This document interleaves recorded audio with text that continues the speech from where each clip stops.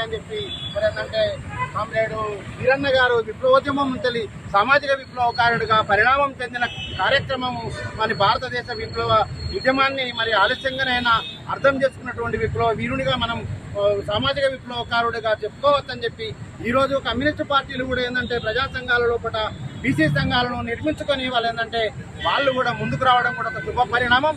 భవిష్యత్తు లోపల ఏంటంటే అగ్రకుల ఆధిపత్య వ్యవస్థ నిర్మూలన కోసము నిరోధం కోసము మనమందరం కూడా ఐక్య పోరాటాలు చేసి వీరన్నకు ఘనమైనటువంటి నివాళులు అర్పించేటువంటి సందర్భాలను నిర్మించుకుందామని సెలవు తీసుకుంటున్న మిత్రులారా. కూడా కులం ఉంది, కులం నిర్మూలన ద్వారా వర్గం నిర్మూలన ద్వారా సూత్రీకరిస్తున్న భారత వీరన్న కుల వర్గ నిర్మూలన జమిలి పోరాటానికి నాంది పలికిండు. అలాంటి ఉద్యమాన్ని ఏకకాలంలో తెలంగాణ రాష్ట్రం సాధించడము, తెలంగాణలో బహుజన రాజ్యం సాధించడం అనే లక్ష్యంతో ముందుకొస్తున్న భారత వీరన్నని ఆనాటి తెలుగుదేశం ప్రభుత్వం గత 26 సంవత్సరాల క్రితం పూటకు ఎన్కౌంటర్లో కాల్చివేసింది. ఆయన మరణించినప్పటికీ ఆయన ఉద్యమ స్ఫూర్తి కావచ్చు, ఆయన త్యాగం కావచ్చు ఇవాళ ప్రజల్లో ఉంది. ఇవాళ ఆయన స్ఫూర్తి మహాత్మా జ్యోతిరావు పూలే, బిఆర్ అంబేద్కర్ కాంశీరాములు ఏదైతే ఈ దేశానికి అవసరమో అలాంటి బహుజన సిద్ధాంతాన్ని మహారాజు వీరన్న స్వీకరించి ఆ సిద్ధాంతాన్ని మన ముందు పెట్టిండు. ఆయన ద్వారానే ఇవాళ ఈ తెలుగు రాష్ట్రాలలో కుల సంఘాలు వచ్చినాయి. ఆయన ద్వారానే భారతదేశంలో ఎంతో బహుజన చైతన్యం వచ్చింది. అలాంటి బహుజన చైతన్యాన్ని ఇవాళ మనందరం స్ఫూర్తిగా తీసుకొని ఈ దేశంలో ఉండబడిన ఎస్సీ, ఎస్టీ, బీసీ మైనార్టీలందరూ మహారాజు వీరన్న స్ఫూర్తితోని చట్టసభల్లో బీసీ వాటా సాధించాలి. అట్లాగే మేమెంతమందిమో మాకంత వాటా అనే నినాదంతో జనాభా దామాష ప్రకారం సకల సామాజిక రంగాలలో వారి వాటాని సాధించినప్పుడు మాత్రమే సామాజిక న్యాయం సాధ్యమైంది.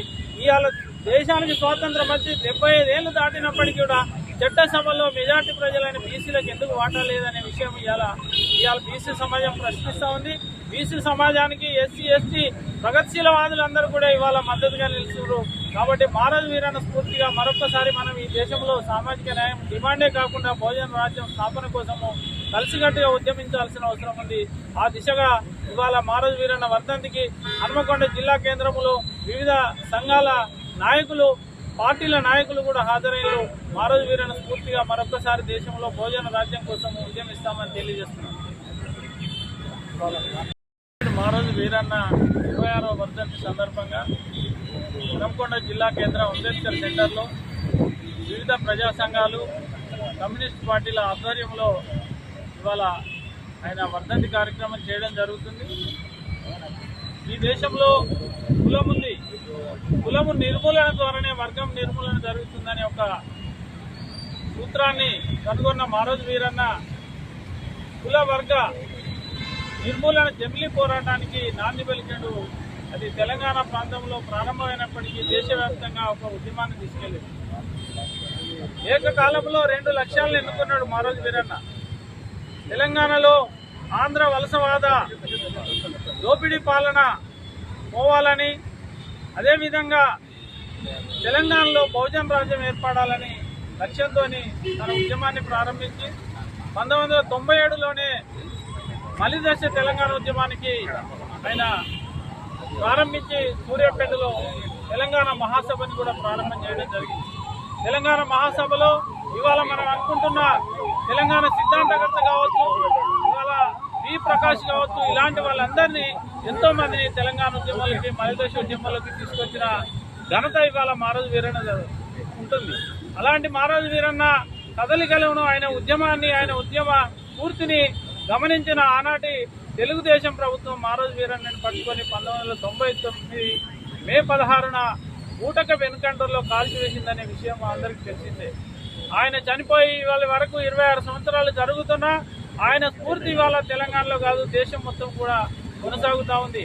ఆయన స్ఫూర్తితోనే ఈ రాష్ట్రంలో కుల సంఘాలు ఏర్పడ్డాయి. కుల సంఘాల ద్వారా ఎంతో సామాజిక చైతన్యం చెందిన ఇవాళ అన్ని వర్గాలు, అన్ని సామాజిక వర్గాలు, అన్ని అణగారిన వర్గాలు ఇవాళ వారి వాటా కోసము పోరాటం చేస్తూ ఉన్నారు. మేమెంతమందిమో మాకంత వాటా కావాలనే ఒక నినాదము ఇవాళ మహారాజు వీరన్న ఇచ్చిండు.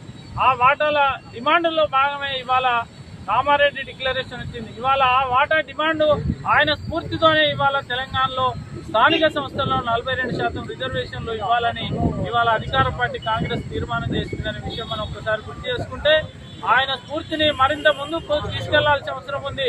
అసెంబ్లీలో తీర్మానాలు ఈ పార్టీని చూసి ఇంకో పార్టీ మేము కూడా కుల జనగణన చేస్తామని మాట్లాడకుండా అదొక అమలు జరగడానికి వీలుగా మనందరం కూడా కలిసికట్టుగా పనిచేయాల్సిన అవసరం ఉంది. ఇవాళ మెజార్టీ సమాజం 90% ఎస్సీ ఎస్టీ బీసీ మైనార్టీలు ఉన్నామని మాట్లాడుకుంటున్నాం. కానీ ఈ మెజార్టీ సమాజము కులాలుగా ఎక్కడికక్కడ విడిపోయి ఇవాళ పాలక వర్గాలకు బానిసలుగా బతుకుతున్న పరిస్థితి ఉంది. కాబట్టి వీరన్న సూచించిన ఐడెంటిటీ అండ్ అలయన్స్ ప్రోగ్రామ్ అంటే ఏ కులానికి ఆ కులము ఐడెంటిఫై అయిపోయి చైతన్యం అయిపోయి అంతిమంగా అలయన్స్ అయిన తర్వాత మాత్రమే మనం బహుజన రాజ్యాన్ని సాధించే అవకాశం ఉంటుంది. ఆ దిశగా మహారాజు వీరన్న స్ఫూర్తిని మనం మరింత పుడికిపుచ్చుకొని అందరం కలిసికట్టుగా ఎస్సీ ఎస్టీ బీసీ మైనార్టీలు ఐక్యంగా ఉద్యమించాల్సి వస్తుంది. మనం ఐక్యంగా ఉద్యమించకపోతే మనకు రాజ్యాధికారం రాకపోవడం అడ్డిస్తే మనందరినీ దళితులుగా ఆదివాసీలుగా మైనార్టీగా బీసీలలో చిన్న చిన్న కులాలుగా విభజించి మనందరి మీద దాడులు చేసి వాళ్ళ రాజ్యం మనని చంపుతున్న పరిస్థితిని కూడా గమనించుకొని మనల్ని మనం రక్షించుకోవాలన్నా మనందరం ఏకం కావాలి. మనం అంతిమంగా భోజన రాజ్యం సాధించాలి. మారుజు వీరన్న స్ఫూర్తిని తీసుకొని వాళ్ళ భోజన రాజ్యం కోసం అందరం ఐక్యంగా పోరాడాలని ఆల్ ఇండియా ఓబీసీ జాక్ పిలుపునిస్తా ఉంటాం.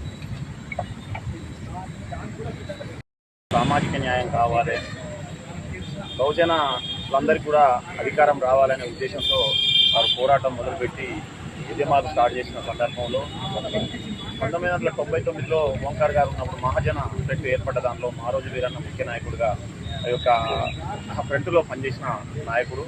ముఖ్యంగా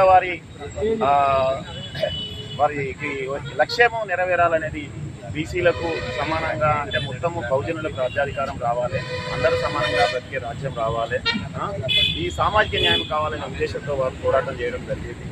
వారికి ఈ సందర్భంగా నేను జోహార్లు తెలియజేస్తా ఉన్నా. ముఖ్యంగా వారి యొక్క లక్ష్యము నెరవేరాలంటే వారి యొక్క లక్ష్యానికి మన అందరం కూడా కులము వర్గము అనే తేడా లేకుండా బహుజన ఫ్రంట్ ఏర్పాటు చేయడం, బహుజన లెఫ్ట్ ఫ్రంట్ ఏర్పాటు చేయడం జరిగింది ఓంకార్ గారి ఆధ్వర్యంలో. దానికి మీరు అందరూ కూడా మద్దతుగా ఉండి వారి యొక్క లక్ష్యాన్ని మారోజు వీరన్న యొక్క లక్ష్యం నెరవేరాలి, వాళ్ళ ఆశయం సాధించినటువంటి కాబట్టి దానికి మన మద్దతుగా అన్ని కుల వర్గ సంఘాలన్నీ కూడా సపోర్ట్ చేసి దాన్ని విజయం సాధించడానికి మీరు అందరూ కూడా ముందుండి పోరాటంలో భాగస్వాములు అవుతారని ఈ సందర్భంగా తెలియజేస్తా ఉన్నాం. ఎమ్మెల్యే అంశారెడ్డి, ఎంసీపీ పార్టీ జిల్లా కార్యదర్శి.